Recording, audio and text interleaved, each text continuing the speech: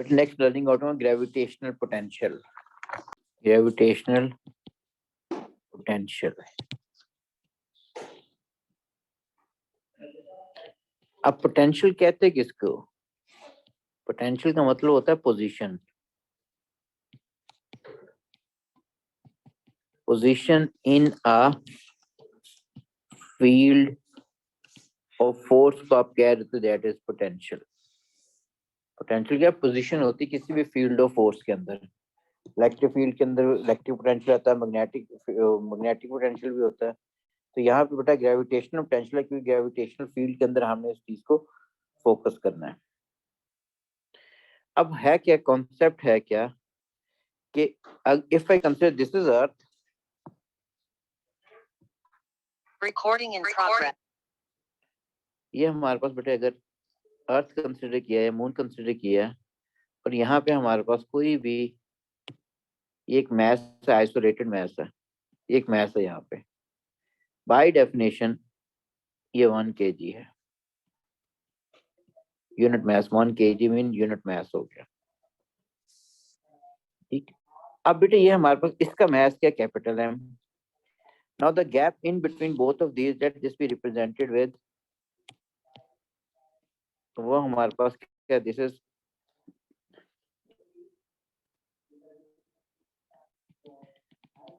ये इन्फिनिट है। अगर इन्फिनिट की वैल्यू है, आर की वैल्यू इन्फिनिट है, तो इससे पहले हम ग्रेविटेशनल पढ़ चुके हैं।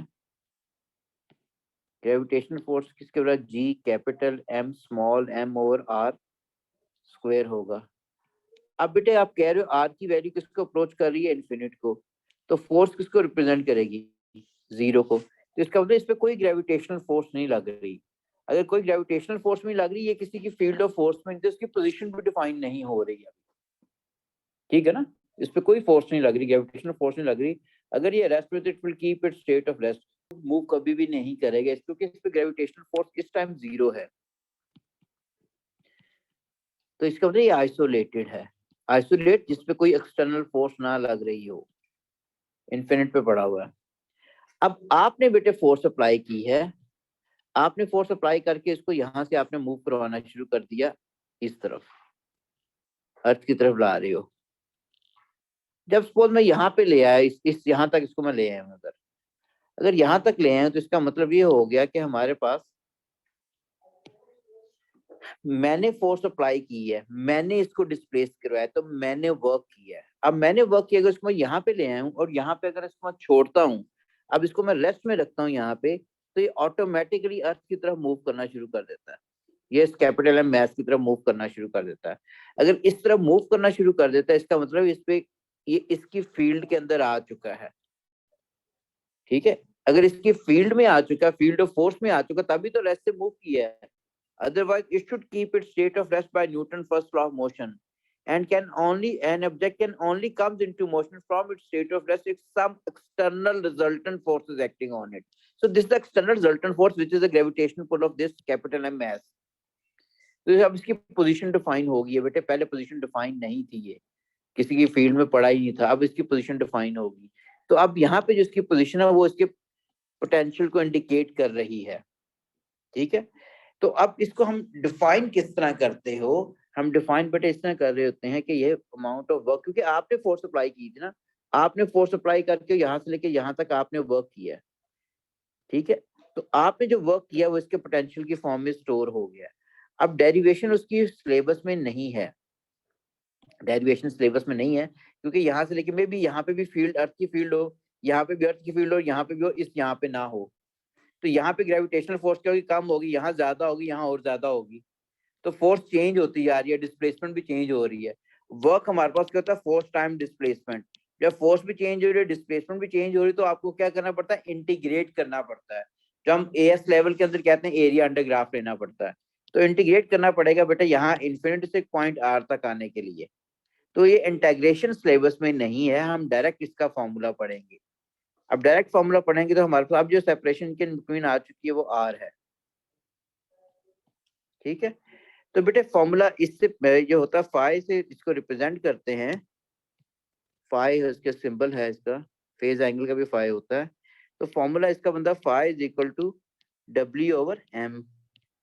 W क्या, वर्क डन। ये वही फॉर्मूला कुछ आपने जो V is equal to WM पढ़ा होता है ना, W/Q, V is equal W, वो इस तरह ही है। वो क्या आता है, इलेक्ट्रिक पोटेंशियल आता है। ये क्या, ग्रेविटेशनल पोटेंशियल, तो V Q phi में चेंज हो गया, W इस तरह ही है। ये चार्जेस पे डिपेंडेंट होता है, मास पे डिपेंडेंट है, ठीक है।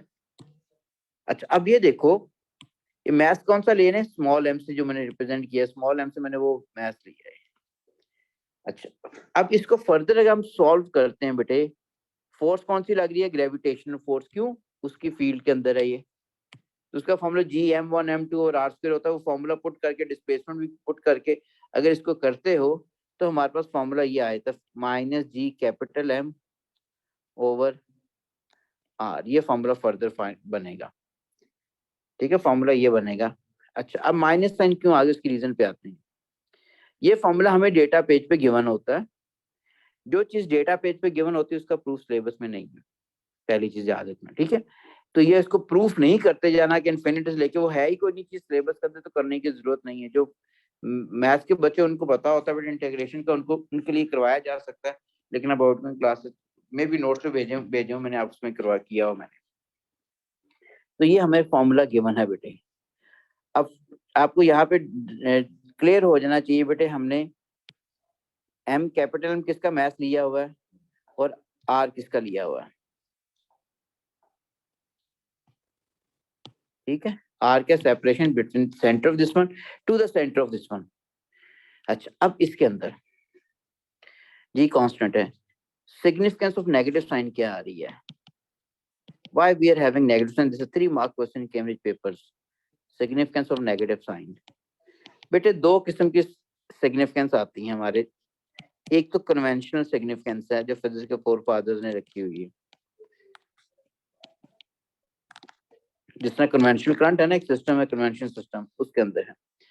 उसके अकॉर्डिंगली ग्रेविटेशनल फोर्स जो होती है that is always an attractive force, and attractive force must be represented with negative sign, ठीक है ना। तो हमारे पास जी फोर्स जो है, जी फोर्स में gravitational force is always attractive, या gravitational field is also attractive, ठीक है। तो अट्रैक्टिव होने की वजह से नेगेटिव से रिप्रेजेंट करते हैं। रिपल्सिव फोर्स जो होती है, रिपल्सिव फील्ड हमेशा पॉजिटिव से रिप्रेजेंट होती है, अट्रैक्टिव फील्ड हमेशा नेगेटिव से रिप्रेजेंट होती है हर जगह, ठीक है। और दूसरी हमारे पास क्या है, वो मैथमेटिकल सिग्निफिकेंस आती है, मैथमेटिकल सिग्निफिकेंस। अब मैथमेटिकल सिग्निफिकेंस क्या है, सपोज अगर यही मैथ्स बेटे यहाँ पड़ा हुआ है, इसको अर्थ तो अपनी तरफ पुल कर रही है ना, ये ठीक है। अगर मैं इसको यहाँ से मूव करवा के इस तरफ ले जाना शुरू कर देता हूँ, ठीक है, इसको यहाँ से इस तरफ मूव करना शुरू, खुद तो कभी भी नहीं जाएगा ना। इसका मतलब मैं फोर्स अप्लाई कर रहा हूँ, मैं उसको डिस्प्लेस कर रहा हूँ against the gravitational pull of this planet या अर्थ, ठीक है। तो अगर मैं मूव करता जा रहा हूँ, उसको मूव करवा रहा हूँ, तो इसकी हमारे पास क्या, रेडियस की वैल्यू ज्यादा होती जा रही है। अगर रेडियस की वैल्यू ज्यादा हो रही है, देखो फॉर्मूला अगर गौर से देखते हो मैथमेटिक्स, हमने फॉर्मूला पढ़ा फाई इक्वल्स टू -Gm/r। मैं ये कह रहा हूँ बेटे आर की वैल्यू इंक्रीज करवा रहा हूँ, आर अगर इंक्रीज होगा, यानी अगर आर की वैल्यू हम इंक्रीज करते हैं तो Gm/r की वैल्यू क्या होती जाएगी, डिक्रीज करेगी, ठीक है, डिक्रीज करेगी। हमारे पास ये बात तो क्लियर होगी कि हमारे पास आर ज्यादा होने से जीएम की वैल्यू डिक्रीज कर दी है। अब डिक्रीज करते करते हमारे पास, अगर हमारे पास आर किसको अप्रोच कर गया, इन्फिनिट को अप्रोच कर गया, यही पढ़ा था हमने। अगर इन्फिनिट को अप्रोच कर गया तो फाई किसको अप्रोच कर जाएगा, जीरो। अब आपने ये कहा था जब आर इंक्रीज कर रहा है तो फाई की वैल्यू क्या होती जा रही है, वो डिक्रीज कर रही है। डिक्रीज करते करते हमारे पास वो वैल्यू किस पे पहुंच गई, हमारे पास -Gm/r की वैल्यू क्या हो रही है, वो इंक्रीज हो रही है, ठीक है। टर्मिनोलॉजी समझ आ गई बेटा। आर अगर ज्यादा होगा तो रेशियो का आंसर क्या आएगा, कम आएगा। कम वैल्यू के साथ माइनस साइन होगा तो पोटेंशियल की वैल्यू क्या हो जाएगी, इंक्रीज हो जाएगी, ठीक है। -4 और 3 को कंपेयर करो, 4 और 3 को, अगर ये हमारे पास 4 जो है इज ग्रेटर देन 3, अगर मैं -4 और -3 को कंपेयर करूँ तो ये हो जाएगा। ठीक है, तो वही हमारे पास कह रहा हूँ, जितनी वैल्यू छोटी होती है उसका नेगेटिव साइन लगे उतनी हमारे पास पोटेंशियल की वैल्यू क्या इंक्रीज हो जाएगी। इसका मतलब है as we are moving away from this planet, R की वैल्यू ज्यादा होगी, पोटेंशियल भी ज्यादा होता जाता है। And if R approaches to infinite, तो पोटेंशियल की वैल्यू क्या होगी, 0। And this value of potential, this is maximum. इसका मतलब मैक्सिमम वैल्यू जो ग्रेविटेशनल पोटेंशियल की है, this is 0 at infinity, and this value decreases from 0 when a unit mass come closer to this planet या earth. ठीक है, जब अर्थ के करीब आएगा तो वैल्यू 0 से कम, अगर वैल्यू 0 से कम हो तो मैथमेटिकली इसमें लिखी जाती है और नेगेटिव लिखी जाती है।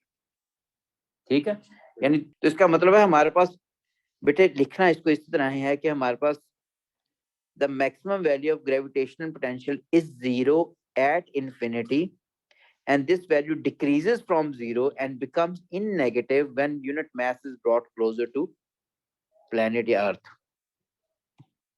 ठीक है, अच्छा अब आते हैं चेंज ऑफ पोटेंशियल, जो है चेंज ऑफ ग्रेविटेशनल पोटेंशियल। अब चेंज ऑफ ग्रेविटेशनल पोटेंशियल अगर मैं यही कंसिडर करूं, ये ऑब्जेक्ट ले लिया विद मास, एक यहाँ पे मास है, दूसरा मास ये है, मास की वैल्यू भी 1 kg है by definition, this is also 1 kg by definition. यहाँ पे वैल्यू 5.1 है, ये वैल्यू 5.2 है। लेट की ये सेपरेशन जो आ रही है, this is represented with R1 and this separation भी रिप्रेजेंटेड विद R2। अच्छा, अब मुझे बताओ कि R1 की वैल्यू ज्यादा होगी R2 की, सॉरी 5.1 की वैल्यू ज्यादा होगी 5.2 की। 5.2 सिंस 5.2 इज ग्रेटर देन 5.1, ये तो क्लियर है ना। अगर चेंज निकालनी है तो डेल्टा फाइव क्या होगा, दिस इज 5.2 माइनस 5.1, तो 5.2 किसके बराबर है, minus G capital M small M over R2 हो गया, माइनस इसका फॉर्मूला होता है जी capital M small M over R1।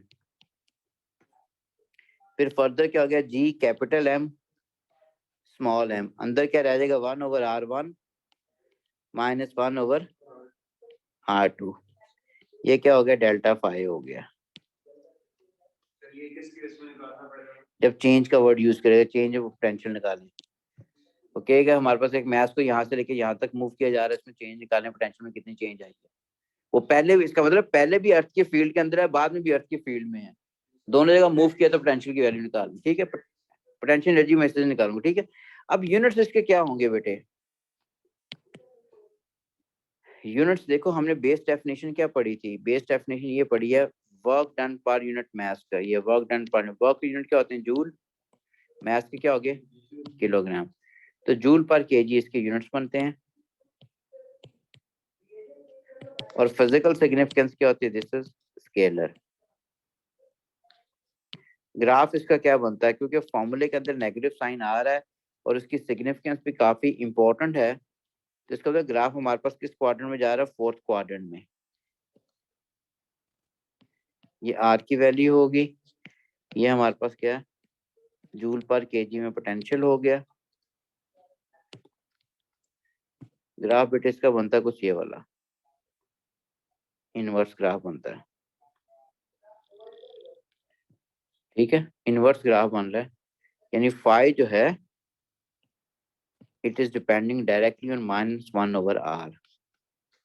ठीक है, अच्छा अब इसका अगर आप प्रोडक्ट लेते हो बेटे डिफरेंट जगहों पे, सपोज इसका प्रोडक्ट हमने यहाँ पे लिया, एक प्रोडक्ट यहाँ पे लिया, एक प्रोडक्ट यहाँ पे लिया, तीनों जगह जो प्रोडक्ट इसका आंसर आएगा, यानी यहाँ पे हमारे पास जो वैल्यू आ रही है फाई 3 R1 की वैल्यू, ये सॉरी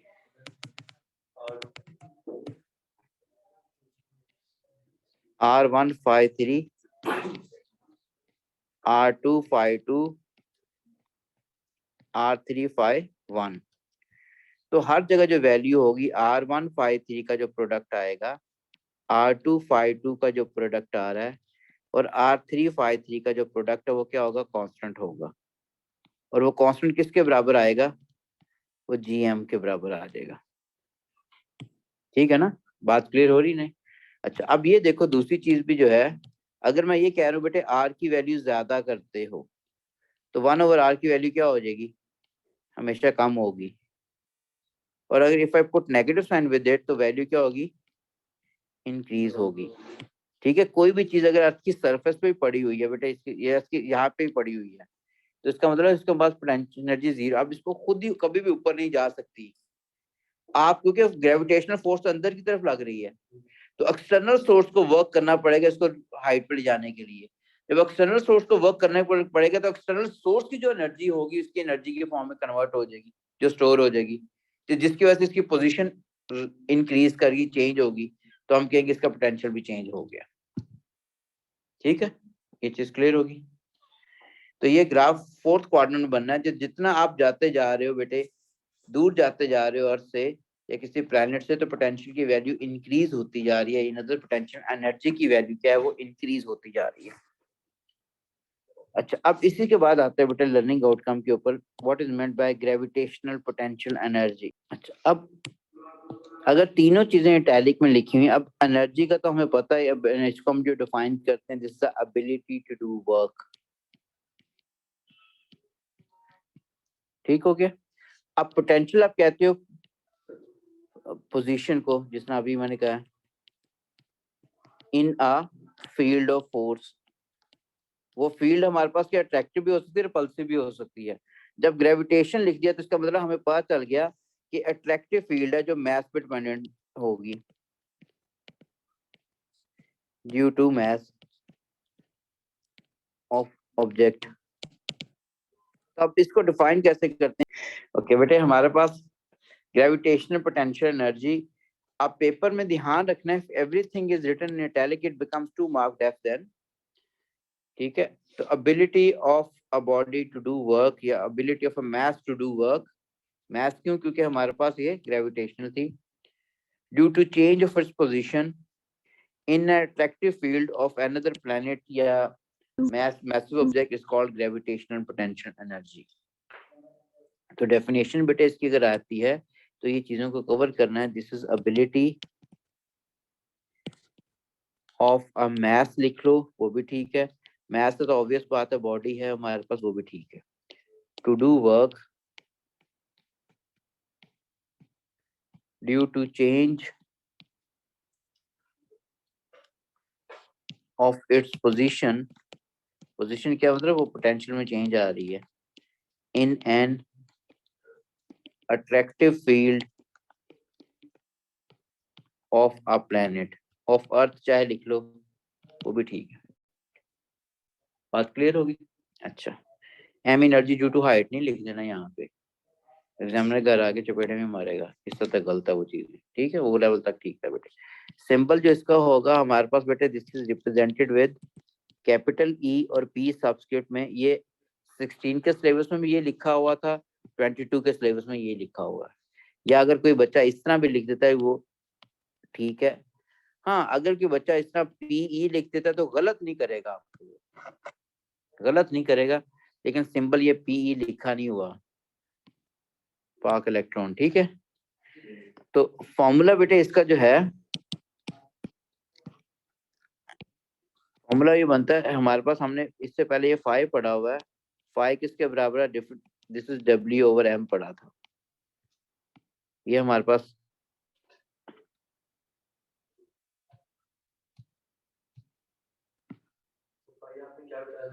पोटेंशियल, ग्रेविटेशनल पोटेंशियल, ये कैपिटल एम है, इसका स्मॉल एम है, ये गैप इनके हमारे पास क्या आ रहा है, वो आर आ रहा है, तो यहाँ पे जो इसकी पोजीशन है उसका 5 कह रहे हैं बेटे। ठीक है, तो 5 = W/m, इसको फर्दर करते हो, अब W जब वर्क करते हो तो पोटेंशियल एनर्जी आती है बेटे, ओवर m हो गया, तो पोटेंशियल एनर्जी को अगर आप सब्जेक्ट बनाते हो किसके बराबर हो गया, 5m के। 5 का फॉर्मूला हमने क्या पढ़ा हुआ है, EP = minus capital G capital M over R m, तो ये इसका फॉर्मूला हो गया पोटेंशियल एनर्जी का। लेकिन हमने प्रीवियस क्लास में फॉर्मूला पढ़ा हुआ है क्या, mgh। ठीक है, अब mgh इस फॉर्मूले के थ्रू कैसे प्रूव किया जा सकता, नवंबर 14 के पेपर में आया हुआ। अब उसको किस तरह करना है? अब प्रूफ ऑफ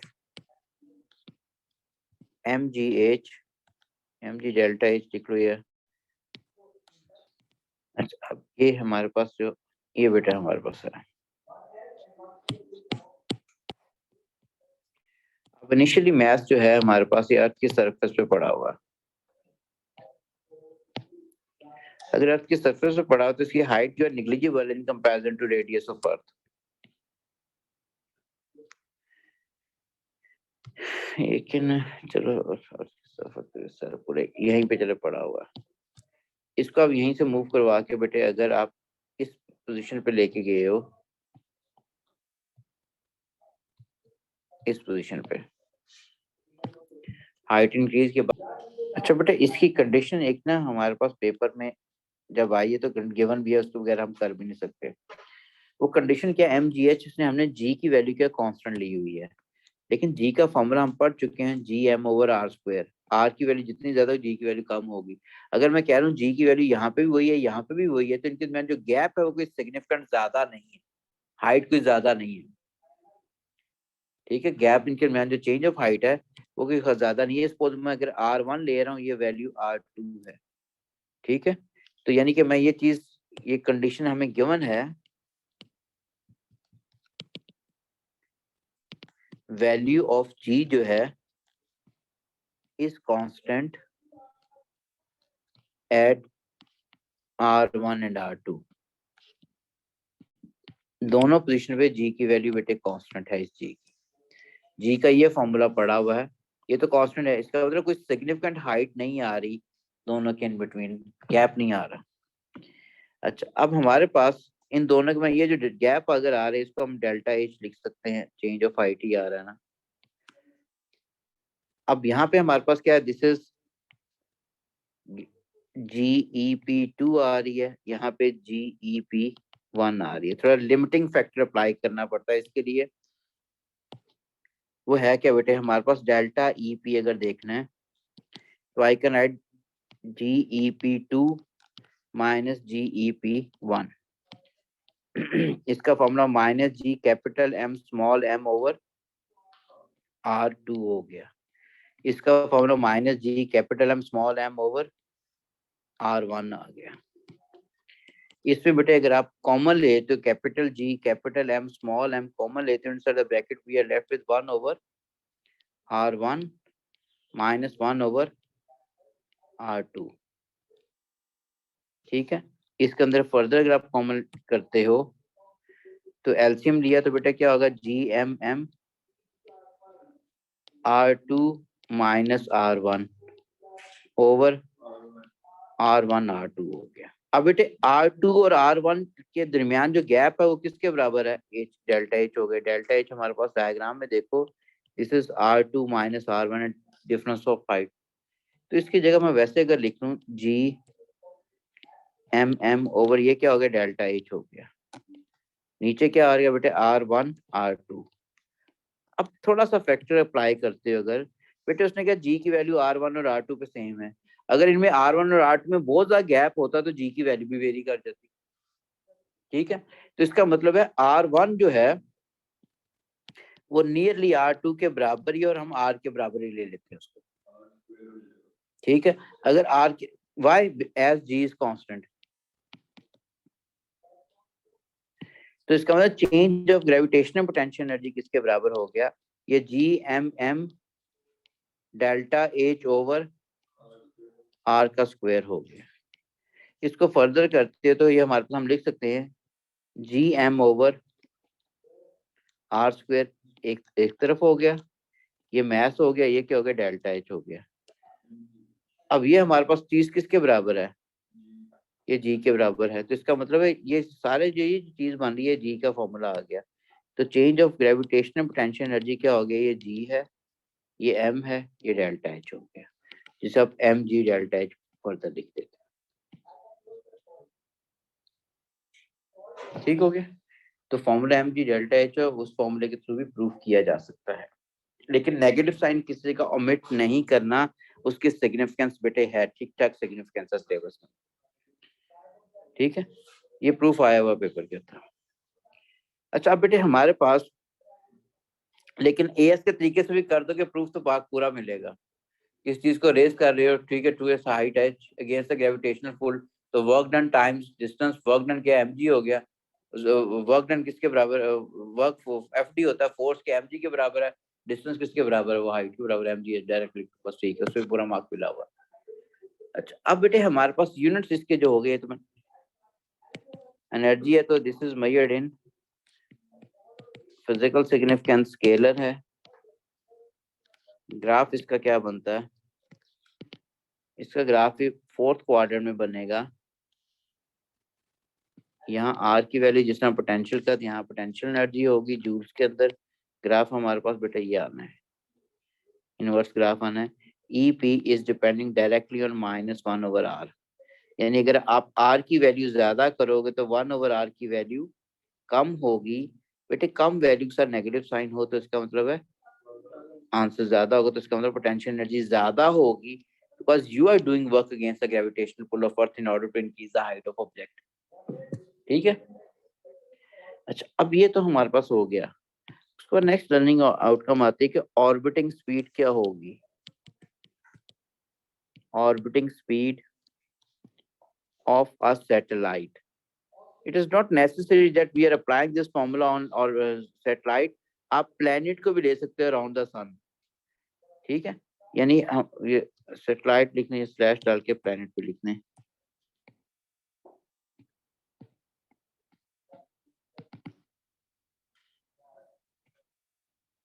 अच्छा अब अगर हमारे पास ये एक सन हो गया एक, अब इसके गिर्द बेटे अगर कोई हमारे पास रिवॉल्व कर रहा है और यहाँ पे भी रिवॉल्व कर रहा है,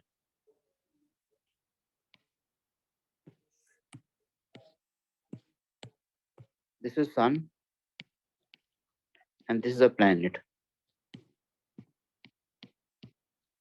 या ये एक प्लैनेट है, ये अर्थ है, ये एक सैटेलाइट रिवॉल्व कर रहा है। अब जिस हमारे पास मैस जो है इसका, सन का तो कैपिटल एम हो गया, चलो यहाँ पे इसका भी कैपिटल एम हो गया, इसका स्मॉल एम, इसका भी स्मॉल एम। अगर मूव कर रहा है तो किसी वेलोसिटी से मूव कर रहा होगा, वेलोसिटी क्या v होगी इसकी, जो मैंने टेंजेंट टू द पाथ पे बनाई है। यहाँ पे वेलोसिटी क्या होगी, this is v। if planet is revolving around the sun या फिर satellite is revolving around the sun, it means it is following a circular path, and if object is moving in a circular path, it means some resultant force is acting on it which changes the momentum and bring the object towards the center of earth. We call that force centripetal force, and the direction of centripetal force which we read, this is always towards center. And the second thing which we read, centripetal force is nothing, there is other force which is responsible to provide centripetal force to the object. Now here in this case, the force which is providing centripetal force to the gravitational force जो है उसको हम equate कर देंगे centripetal force के, और same is true with this one.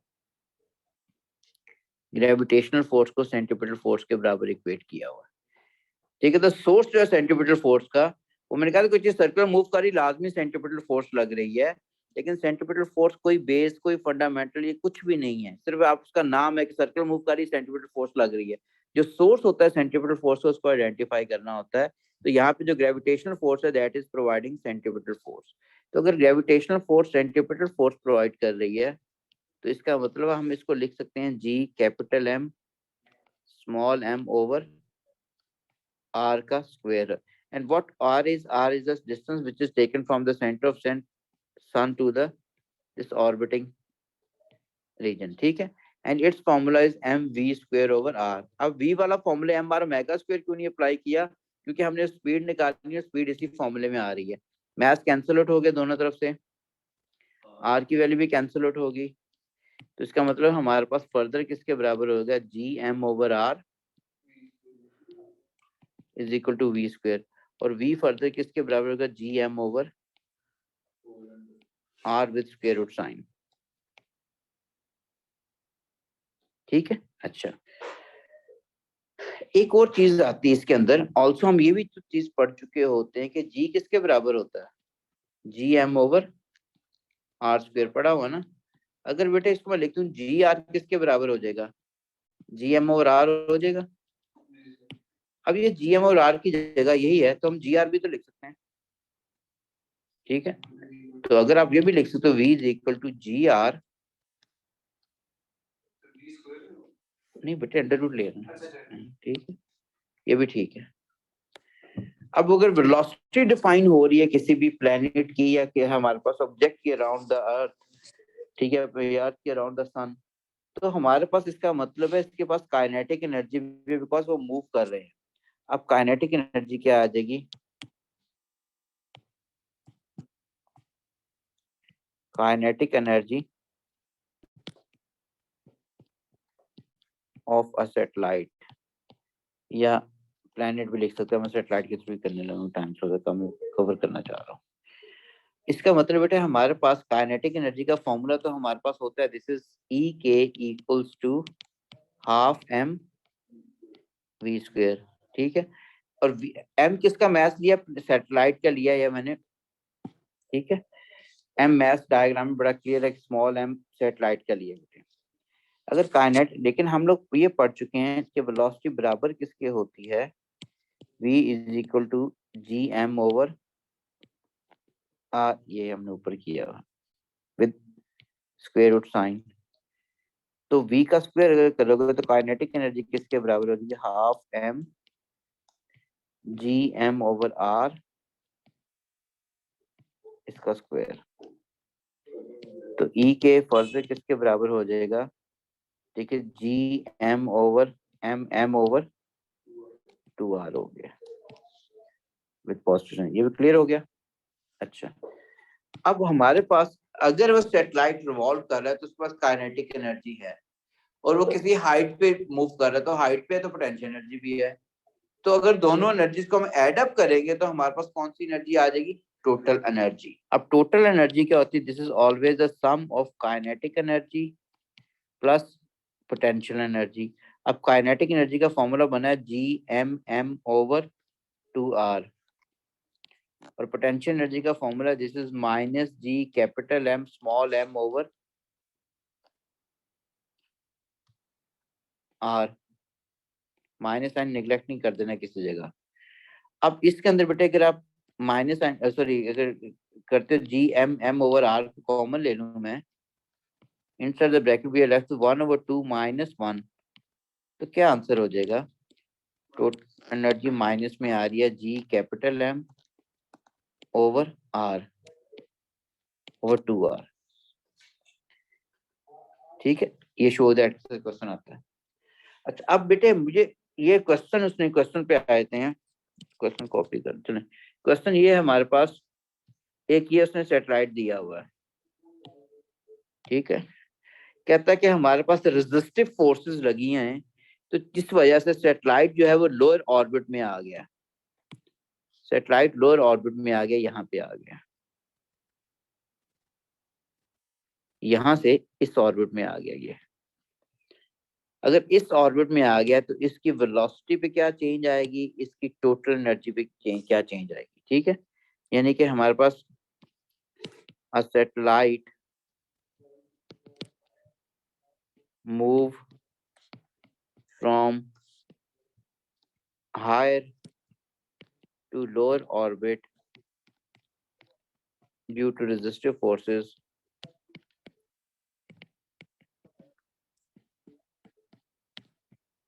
what change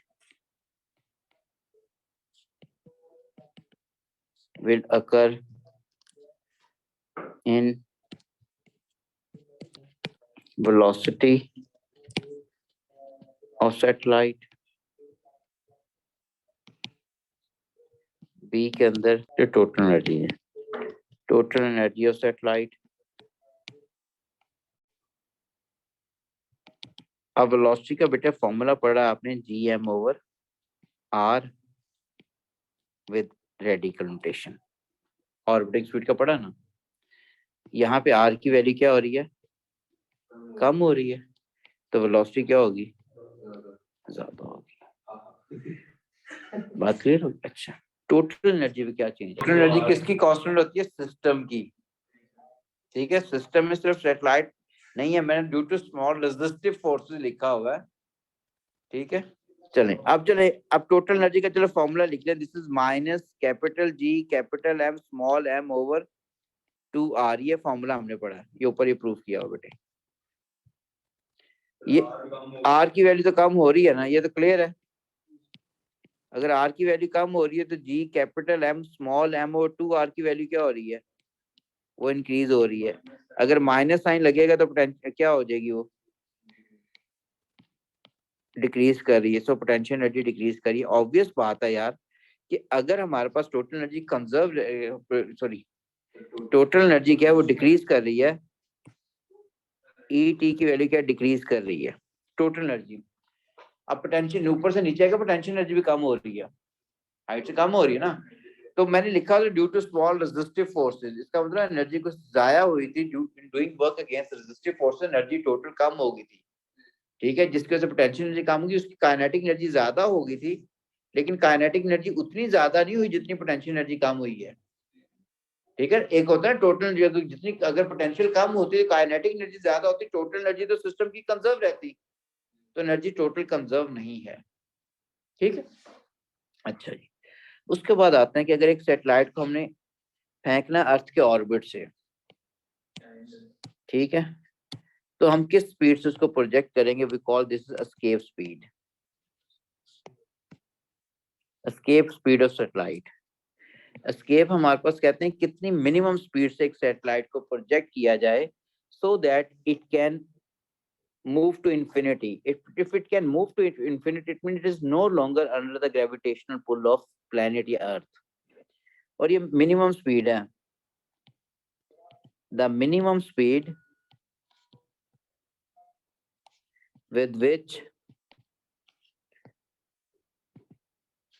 a satellite is projected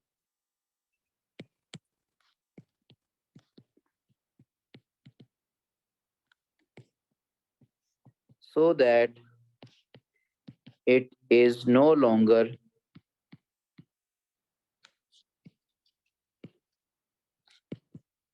under the gravitational pull of planet. इसका field में से निकल गया, ठीक है ना। अच्छा, अब मिनिमम स्पीड, अगर हमने किसी चीज को फेंकना है तो इसका मतलब काइनेटिक एनर्जी देंगे, वही फर्दर पोटेंशियल एनर्जी में चेंज हो रही होती है बेटे, ठीक है। तो इसमें हम क्या करते हैं, काइनेटिक एनर्जी ऑफ प्रोजेक्शन जो है this is equal to potential energy के बराबर इक्वेट करते हैं। अब काइनेटिक एनर्जी का फॉर्मूला क्या होता है हमारे पास, हाफ एम वी स्क्वायर। इसका फॉर्मूला होता है minus G capital M small M over R के बराबर हो गया, ठीक है।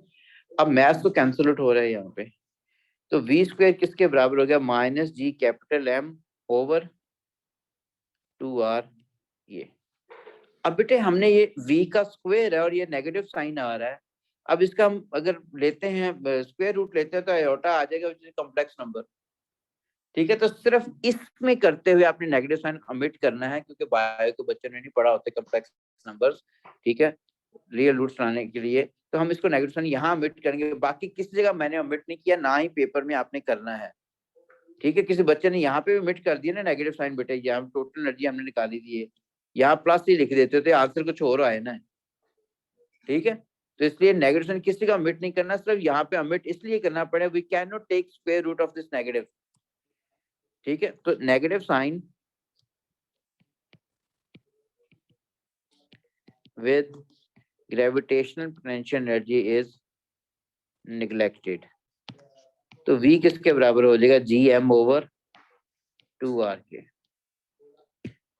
ठीक है। और अगर इसे हम इसकी वैल्यू निकालें, अगर हमने किसी चीज को अर्थ की सरफेस से फेंकना है, ये जो सैटेलाइट, ये जो रॉकेट्स जाते हैं, ठीक है, escape speed from the surface of earth, from the surface of earth की सरफेस अगर देखनी है तो बेटा फॉर्मूला हो गया v is equal to G capital M small r की जगह हम क्या लिखते हैं, capital R which is the radius of earth. So if you put value, g is given to us on database 6.67 times to the negative 11, Capital M is the mass of Earth will be given to us on the question times 10 to 6.00 times 10 to 24. 2 is as such, and radius of Earth is also given to us on the data page. Sorry, question ये होता है, और इसको अगर आप solve करते तो क्या आ जाएगा 11,200 meters per second. It's such a high speed. अगर आर्टिफिशियल ग्रेविटी ने निकाले तो आंखें भी बाहर आ जाए, आंखें आगे दौड़ रही हो, बंदा पीछे जा रहा हो. ठीक है, ठीक ठाक हाई स्पीड है.